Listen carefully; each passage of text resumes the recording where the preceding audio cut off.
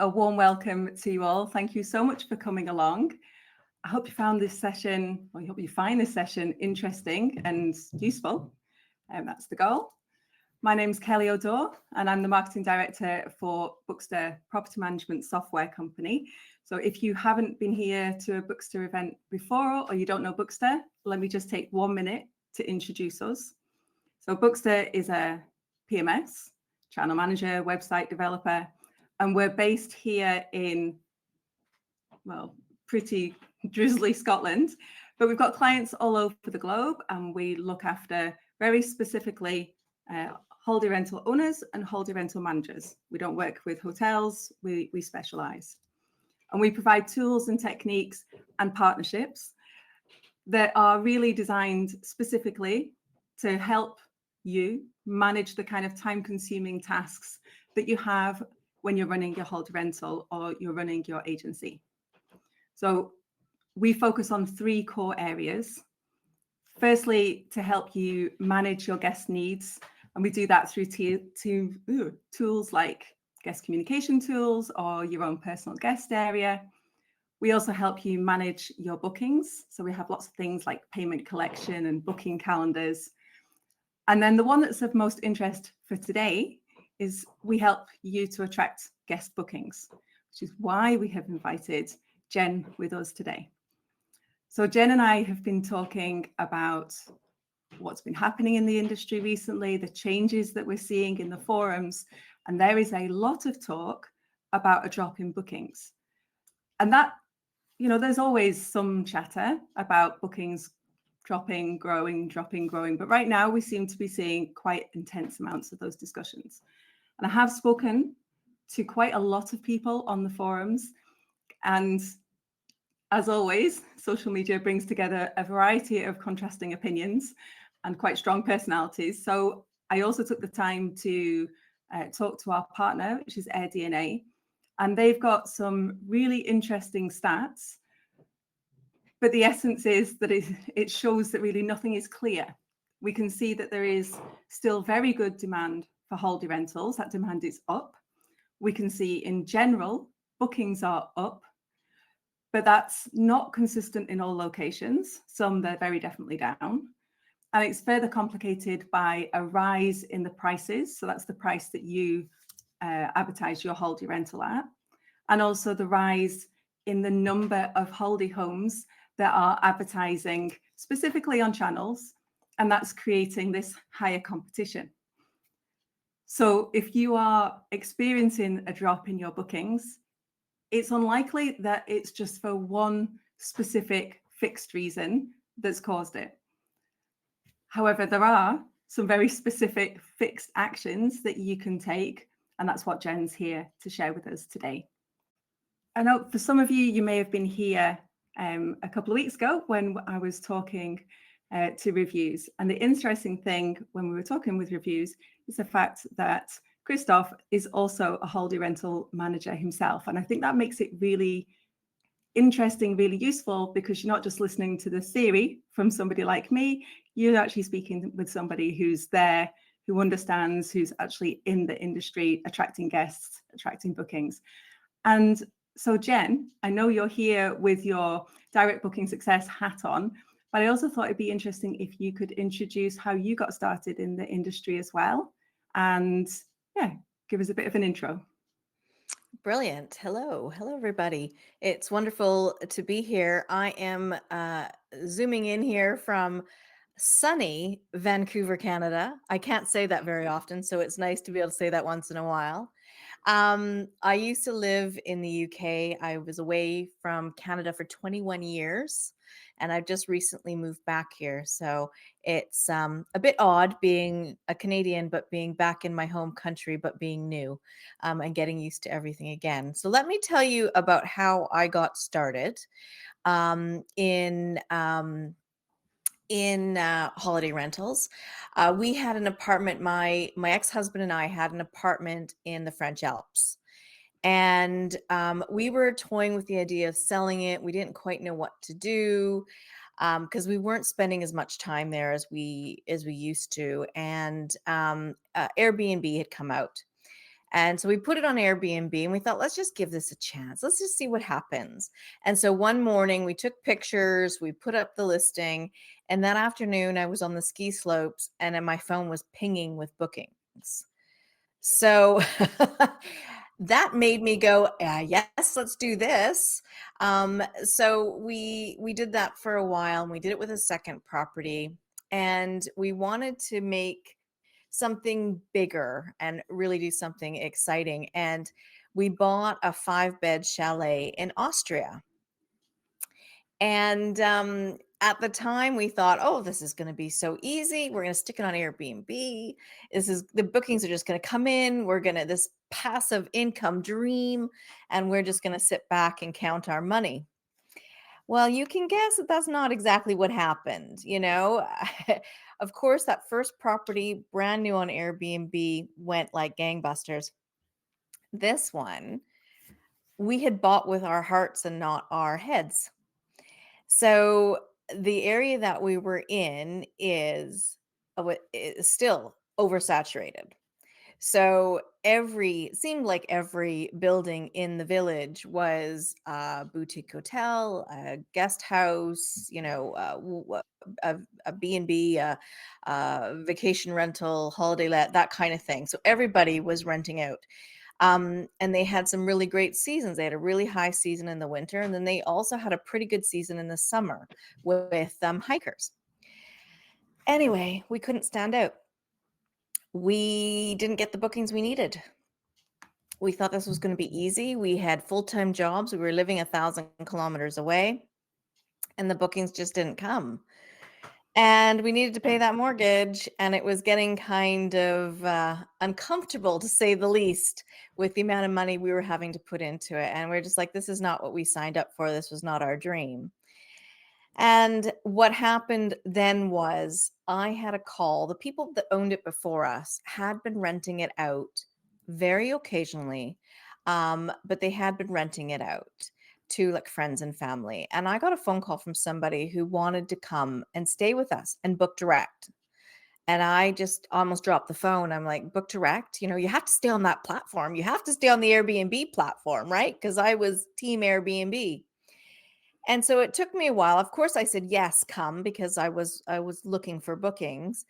And it took me a while to get my head around the whole situation. And I realized that this is where I can stand out.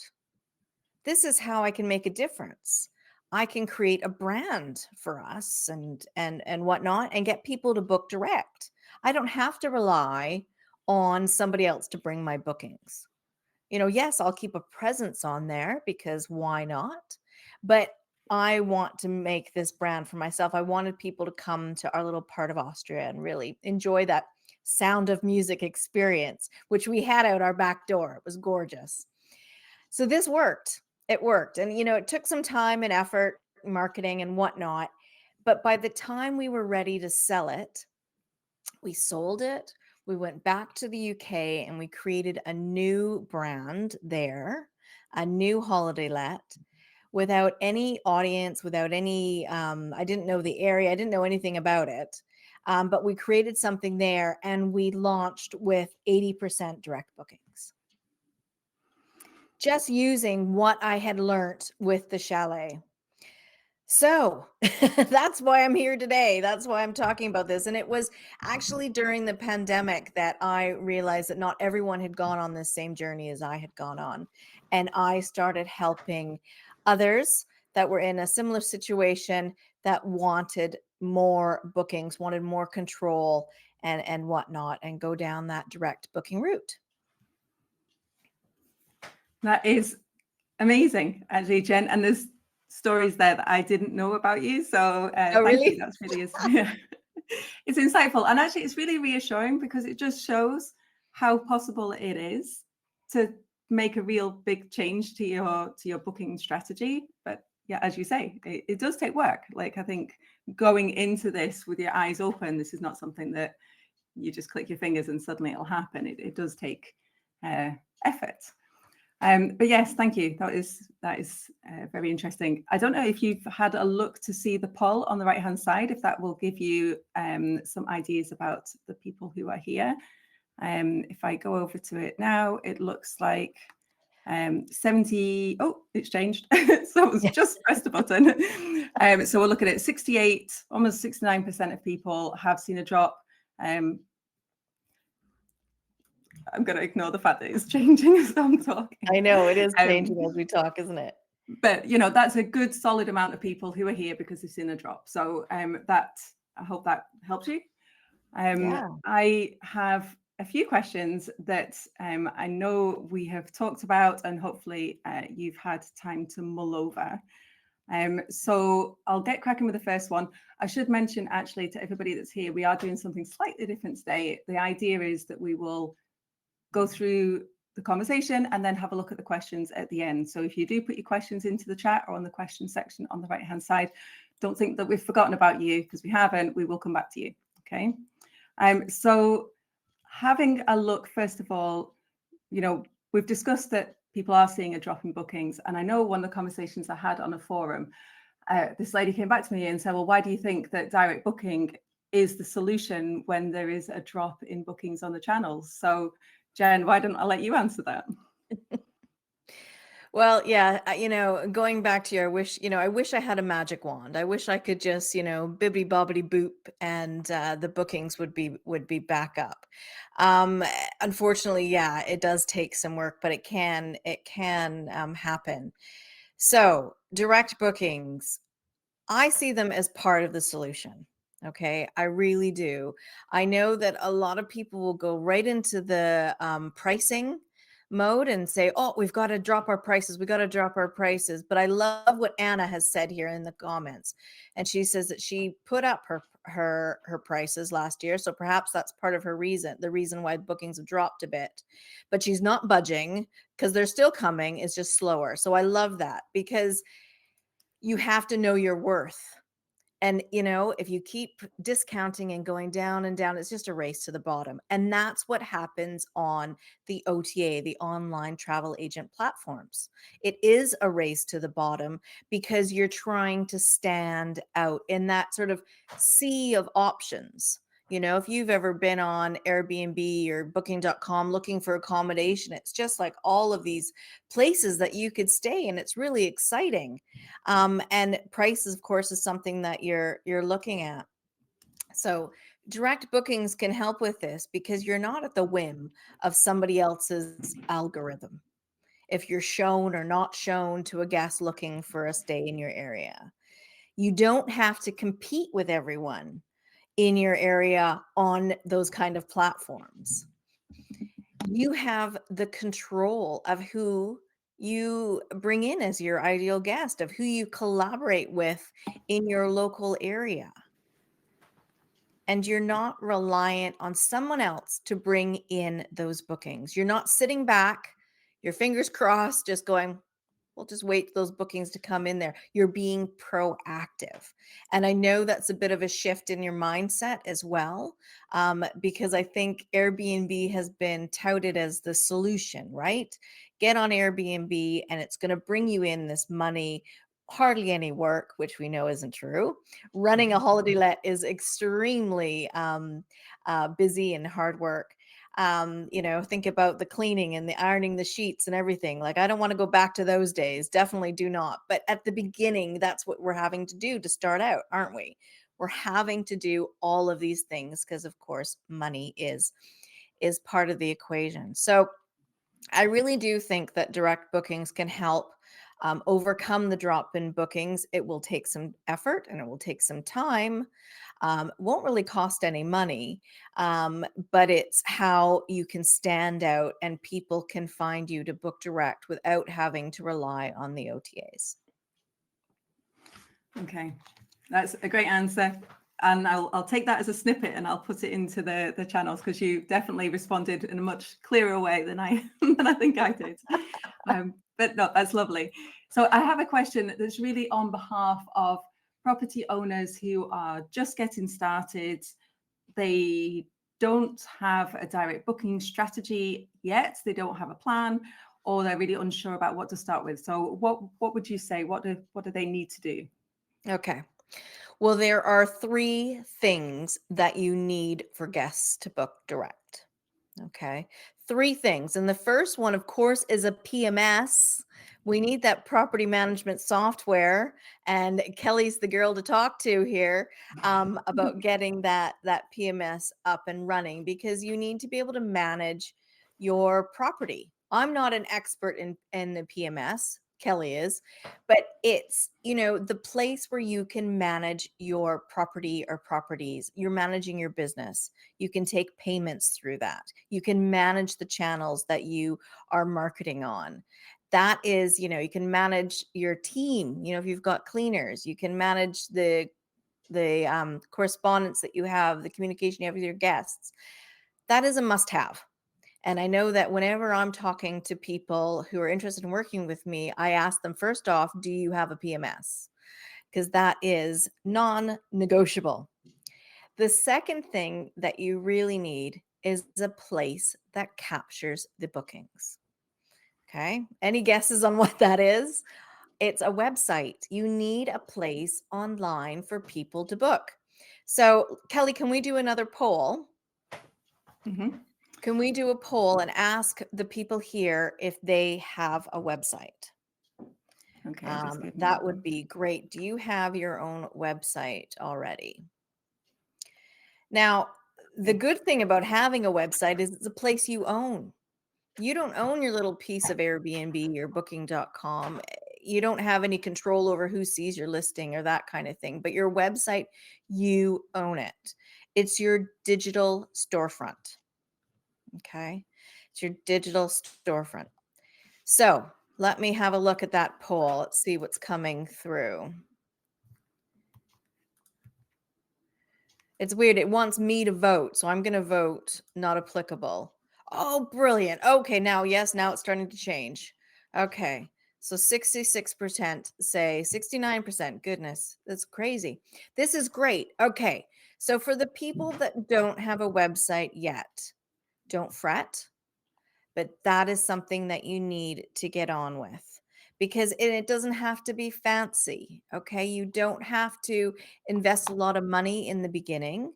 There are definitely things that you'll want to do in the future, but starting out with, the website that a PMS can offer. I know Bookster has a few different options that can help you there. Getting up a website where somebody can book with you is what we need to start with. So that is number 2. That was number 2. I'm trying to remember my counting here. Number 3 is that you need a way to get your ideal guests' attention. And that is your marketing. So, Kelly, let's do another poll and let's ask if people are spending any time doing their marketing. Okay.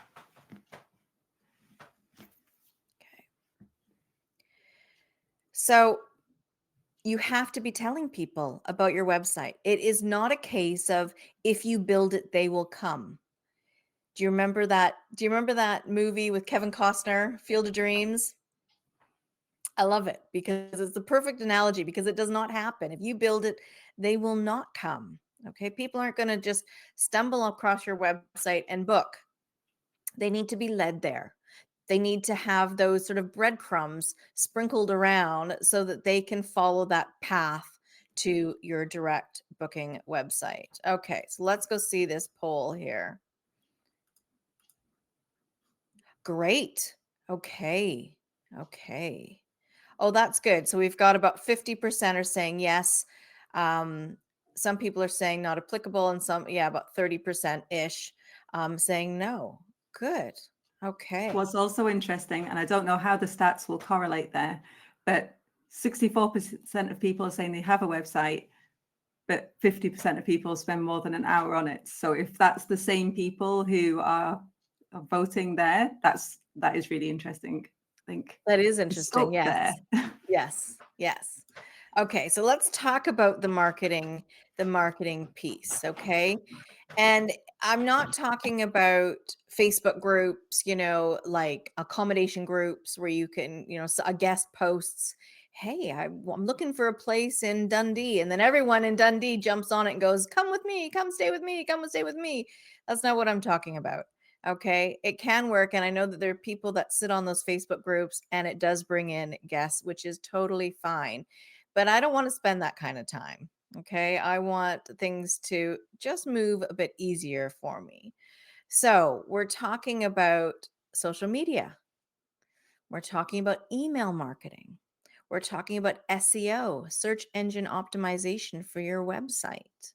These things are all very, very important. Blogging on your website. The number one thing that you need to think of when you are looking at your marketing is to tell people. Tell people to come and stay with you. Tell them to go and book direct. Something that is very often forgotten. I was looking on Instagram this morning. There was a great post from someone, and they were talking about a great review that they had received, and that was it. I was like, okay, I'll just go to the next post then, because there was nothing that they were telling me to do. They weren't saying, hey, do you want this experience too? Come and book a stay with us. And here's our website. So that is, if you don't take anything away from today, you only take one thing. Hopefully you take more than one thing, but if you take just one thing away, it's you've got to tell people. And in marketing, we call it a call to action, a CTA. And that is what you want to be doing. You've got to tell people in your marketing to head to your website. Don't you agree, Kelly? I've actually just written it down because it's occurred to me all those times that I've put our feedback onto our social media page, and I never have the call to action that you could be the next person that's experiencing this kind of service. I never do it. Yeah. I'm embarrassed. Don't be, because it's easy. It's an easy thing to miss because you're thinking, okay, I'm sharing it, but I don't want to feel like I've got a big head. I'm so amazing, but you're great at what you're doing. You're great at the holiday that you are providing, the place that people are making these amazing memories with their families. So tell people about it and tell them to come and book direct. Okay, I have taken my notes. Okay, the third question is actually really the chunky question, and it is my favorite because although you've actually started giving us some actionable tips, this next section is all about actionable tips. So I want everybody who's listening to have their notepads or however it is that you're taking notes, because what I'm looking for here are your 3 tips that are going to help our attendees, help them get started or to continue. For those people who are already spending more than an hour, what is it that they could be looking at? So a bit of a mixture for people who are new and for those people who are already doing something. Yeah, I can't help it but give practical tips because I'm like you want actionable advice. And you do the same thing in your business, is helping people, and that's what I do. So I'm not just going to talk about airy fairy stuff and then go, see ya, you can figure it out on your own. So it's totally fine. Give those actionable tips. Now, we put that you're spending an hour or more in your marketing. Don't feel like you have to spend a lot of time in your marketing. We want to, I don't know if you're like me, but I want to work smarter and not harder. I don't want to spend more time at my desk than I really have to. So let's start with working smarter and not harder. Okay. Finding the tools, the tactics, the strategies that will help you do this. Okay, so let me give you an example of a way that you can repurpose your content. Okay, so you create a blog post on your website. So say you've got a beautiful country property, some great walks, some great country pubs near you. Oh, I miss pubs in England and Scotland. I miss the pubs in the UK. I'm coming back. I'm coming back just for the pubs. But say you do a blog post on your 5 favorite pubs. They're like a walking distance from your cottage. Okay. That'd be a great blog post for your ideal guest, which we'll talk about in a minute. So you take that blog post and you could repurpose it in very many ways. So one way is to take one of those pubs and put it in a social media post and say, hey, this is one of our 5 favorite pubs. Use pictures from their tag in that pub, tell them about it, because guess what? They're going to love the attention and they're going to share it. So you talk about that, but your call to action is, do you want to know the other 4? Come to our blog or our website to read. So we're always bringing people back to your website because that's what we want to do.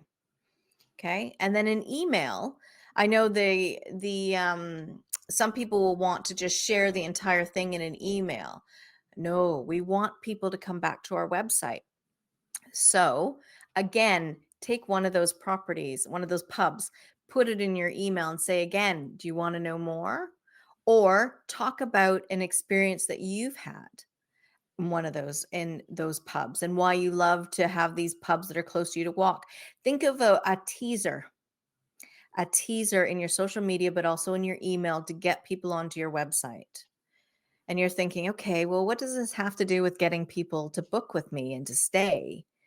Well, if they're interested in this kind of content, they will get onto your website and they'll be like, this is so great. I want to go to that pub. I want to go to that pub. I want to do this. I want to walk there. And then they'll realize what website they're on and go, hey, look at this place that I could stay in and how I could, come to this area and I could book a stay. Now, it's not a magic bullet. I'm not going to tell you that every time you put a blog up there that people are going to book, because it takes a while. Okay, it does. It's SEO, it's search engine optimization. But if you are tapping into what your ideal guest wants, then this is exactly a good path. So you're working smarter and not harder. Okay, you're taking some kind of content that you've created, a blog, something bigger, that you can break up and use some teasers. So I've gone off definitely on a tangent on that. But I think that working smarter, not harder, is definitely the way forward. Okay, and with AI being so accessible now, oh, there's so many good things that you can do. So many good things. Okay, so if you are just starting out, and I know I'm going to go more than 3, okay, because I want to catch you guys that maybe don't have a website, aren't doing the marketing, or maybe you're further down the line. But I think actually this applies to everybody. Don't wait until it's perfect. Perfect is actually the opposite of good, okay? You want to just be good. Just get it done. Because if you wait until, to do a video, if you wait till your hair is done, your makeup's on, you're wearing clean clothes, whatever it is, it's going to take a while to get it done. If you're waiting for your website to have the perfect photographs and to have your blog set up, don't worry about it. Just get it launched, get it set up, get it done. And then you can spend time getting it along the line to perfect, because it's never going to be perfect. That's the whole thing. That is the whole thing. Just get it done. Don't wait for everything to be perfect. Okay. Now, another tip here is I was talking about your ideal guest. And I don't know if you've heard this term before. I don't use words like avatar or demographics or anything like that. I talk about your ideal guest because this is a person that you need to take the time to learn, to get to know, your ideal guest. Now, Further down the line, you will have multiple ideal guests, okay? And that's when you really get into your segregating it. Not segregating. That's segmenting your guests using your ideal guests. But to start off, getting to know who is that perfect fit for your property or properties. Who is the perfect fit? So spend time getting to know them. Now, I was doing a masterclass the other day, and I had the question was, how do I find my ideal guest? How do I find out who they are? This is not rocket science, okay? The thing to do, and if you're thinking the same thought, is to ask them. Ask your guests. You've got guests. Ask them. Who are they? Get the information. Have a conversation with them. Why did they book? Why are they coming to your area? Why did your place be the place that they booked? Why? So find out the answers to those questions. And if you don't know, ask your guests that you've got now so that you can have a bigger picture of who they are. And don't hide behind, oh, it's a couple in their 50s that have a dog, get down. It's Linda. She's 53. She's coming to my area because she wants to go for walks with her dogs. She wants to go to those pubs. Find out why she's coming and figure that out. Okay. Can I do a couple more? Kelly, is that okay? Let me just see the time. Yeah, you're good. Okay. You stop me if I just keep going on. I hope people are taking notes. Okay. So another one that I see out there, and I know like it goes along with not waiting for everything to be perfect, but it's do not hide behind your brand. Okay, we've created this brand, or we're creating this brand, and maybe you've got someone to do a logo for you. If you've created something in Canva and you're so proud of it, and you just want to put your logo on everything, nobody cares. Sorry. Really, your brand is more than just your logo, but what they will care about is seeing your face. So don't hide behind it. Don't hide behind your brand. I think when you're talking about websites, your About Us page is the second highest viewed page on a website. And I don't know about you, Kelly. Is that one? It's one of the places that I go first to find out who's behind the brand. I like seeing people's photographs and more information about the holiday rental owner or the holiday rental manager on the About Us page. I think it's really important. Not everybody likes it. I think people are a bit camera shy, or maybe they don't want to be kind of quite so well known. I think maybe the idea of being a professional brand means not showing your face. But I think it's one of the best bits about being a small business is that you can show that you are real people, and that you have a history and you look after your guests, and it's personable. And you just don't get that if you go to a bank, which has a brand, but you do get it if you go to a holiday rental, which is a couple that looks after the cottage next door. That I think that's the perfect opportunity to actually build a relationship as your About Us page. That's it. And connect, like social media. Talk about your story. Why are you doing this? Why are you renting out a house? A cottage. Why are you doing this? It gets people to connect with you. Okay. I've got one more thing that I want to tell you about. And I know this is information overload, but I can't help myself. But because this is one of my favorite things. Okay. And maybe you can put in the chat if you know what a USP is, your unique selling proposition. Okay. A USP. So if you have a hot tub, pool, something like that. What I really love to do, and it's probably something that started because of Airbnb, because we're so amenity focused on Airbnb. We think this is how we're going to stand out. Is that in our marketing, we're so amenity focused. Okay. So what if I said to you, if you said, hey, come stay with me, I've got a hot tub. And I said, so what? Come stay with me. I've got, a fire pit. So what? Come stay with me. I've got 8 bedrooms. So what? Come stay with me because I have painted every room a beautiful blue shade of, a really beautiful shade of blue. So what? Instead of focusing on the amenities and the features of your property, focus on the benefits to your ideal guest. The benefit of what your USP does for your ideal guest. So instead of saying, "Hey, we've got a hot tub," say, "You know what? When you book with us, when you come and stay here, at the end of a long day of sightseeing, you can come back and relax in the hot tub with your family and unwind. You have a barbecue. So what? The benefit is that your guests can enjoy a wonderful outdoor meal with their families. They can make memories. Okay. If you've got bikes that guests use, what's the benefit to them? They can leave their car behind. They can go out and get some exercise in the fresh air and enjoy themselves. So instead of focusing on the amenities, it's getting under the skin of your ideal guest and using that so what test. And trust me, it works. It really, really works. Okay, quiet now. Oh, you're on mute. Just seen a message there from Gillian, and she's saying, we struggle to know what our USP is as we have a chalet on a site with 100+ same design chalets.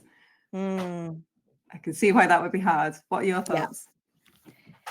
Your USP could be you. Ooh. It's you. What are you providing for your guests? The experience, the relationship building. Yeah. You're unique.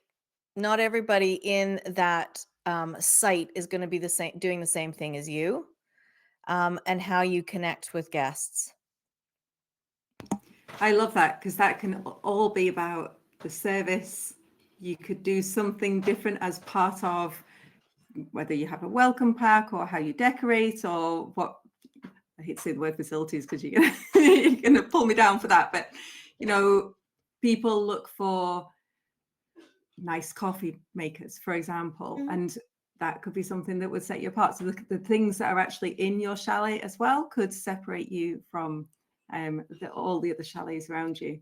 Exactly. If you've got high-end kitchen, like a chef's kitchen, Mhm. then talk about that, but talk about it in a way that a guest is going, okay, that's for me, not, oh, that's nice. You have a chef's kitchen. What's in it for them? And using Mhm. that so what test. So yeah, it's important to talk about these things, but what's in it for the guest? Yeah, I love that, Gillian. You should let us know what you decide. And actually, it would be interesting to see what your chalet looks like. Like, have you designed it, decorated it? Do you offer particular services that are different already that you could use? Or is it that you're going to need to sit down now and think, what could I do that's different?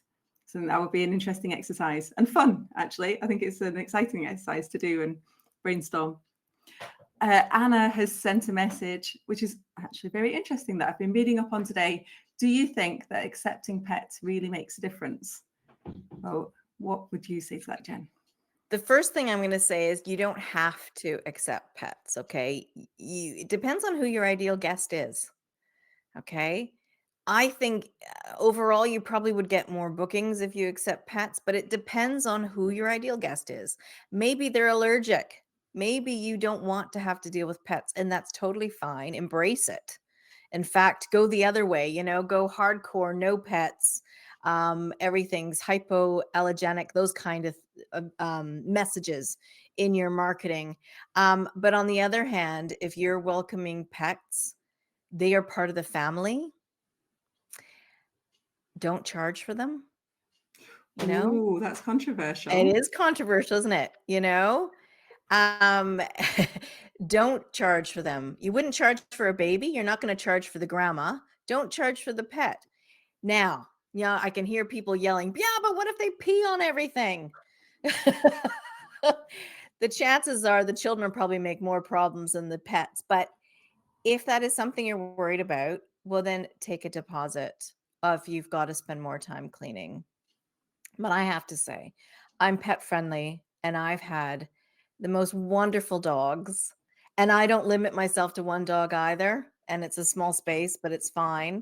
I had a family recently, both children were on the spectrum. And the father contacted me and he goes, okay, we're booking, we're coming, but both of my children have dogs.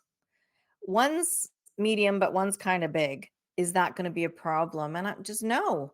They're part of your family. This is my ethos, okay? They're part of your family, bring them.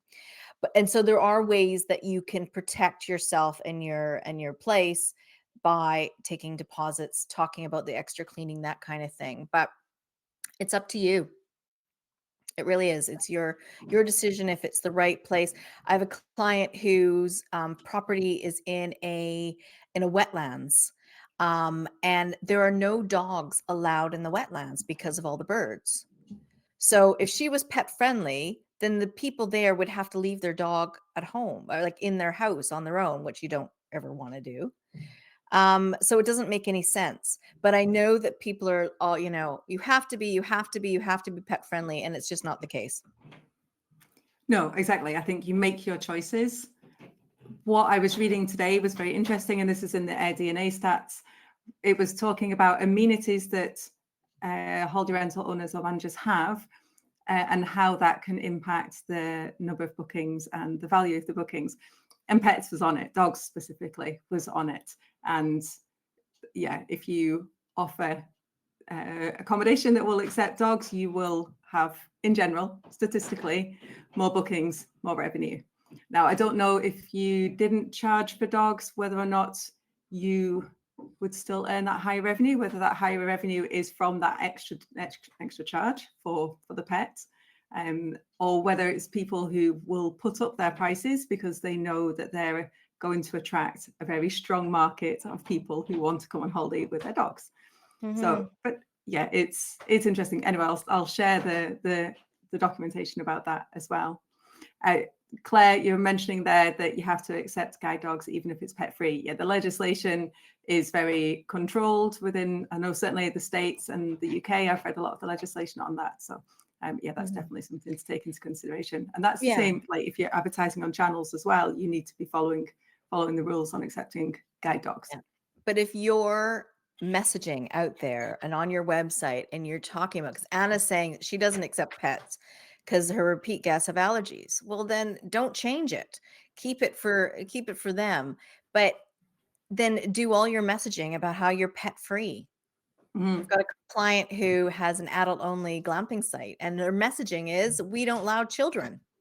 That is what it is. Would she get more bookings if she allowed children? Perhaps. But she has really gone through into this niche. So if your messaging out there is like, we're hypoallergenic, all these kind of things to bring in people that have allergies, that's great. And I would then think that if somebody has a guide dog and they're looking through and they're looking at your property versus another property, your property is all about how you don't accept pets and for allergy reasons, and they've got another one. Which one are they going to choose? It isn't just about bringing in those guests, it's also not having the guests book with you that aren't the perfect fit. Yep, that's interesting. Okay, I'm just going to scroll up and let me see what other questions that we had or comments that I have missed while we've been talking.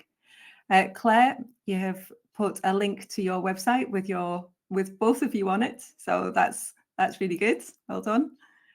There's a couple of people who are asking for some information about adding blogs. Laurel has got a direct booking site, and the website's currently being built, which is great. And then the rest of the comments are about having a drop in bookings. So it's 2:45, which is actually pretty much our cut-off time. If you were to give one overriding tip that you really want everyone to go away and do tomorrow, what would it be? There's so many. There's so many. But I think of what we're talking about today and your drop in booking, I'd say use that so what test. Use that so what test. And to think about it, it's not about you, it's about them, the guests. What are they going to get when they're reading your social media post or your email or whatever? What's in it for them? That would be Okay. then the number one. I love it. I'm going to use the so what test because I drift down the listing of all the features that we have as a software company, and I'm not always thinking, so what? And Yeah. so you'll see a change in my social media. So, and when we're talking about traffic and trying that marketing piece of getting people to your website, I have a guide, a free guide. I'm going to put the link in the chat there. Ooh, yes. And it's 10 ways to drive guests to your website instead of Airbnb. So that is something that is completely free there that you can sign up to get. Mm-hmm. And I also want to mention that I'm doing a free live masterclass on April 4th. And I'm going to put a link to that too in the chat. If you'd like to hear more about direct bookings and talking about, the secrets to getting more direct bookings, even maybe when you sleep, those kind of things. That's what I'll be talking about in there. And also sharing my proven 4-step framework for a profitable business built on direct booking. So I'd love to see you there. Great. Could you send me those links as well? And then I'll make sure when I share this video afterwards, I'll share the links to this and to the DNA stuff, and I'll put it all together. And now I do have the final slide, which does show your contact details. But just to confirm, if anyone wants to get in touch with you, what's the best way? Yeah, I head over to Instagram at Direct Booking Success. Come and see me on Instagram and send me a message. Great. It's been really fun. It has been fun. Now, just before you go, I haven't actually shared this with anybody else, but I am dying to share. So people here, you are the first people to hear about it, but Jen and I are in the process of producing something quite new and something quite special, predominantly for new holiday rental owners or new holiday rental managers. So if you follow our social media, then we'll update you there. We're hoping to be ready for the public. I've written the summer, but I don't know for certain, but let's say the summer. That's a goal. But I am very excited. So do follow us, and then you'll find more information there. Wonderful. Okay, that leaves me enough time to say thank you. So thank you, Jen, for being our special guest. Amazing as Thanks, always. Kelly. And thank you everyone who's come along with us tonight. Tonight for me, this morning for you. And I'm looking forward to seeing you again at the next one.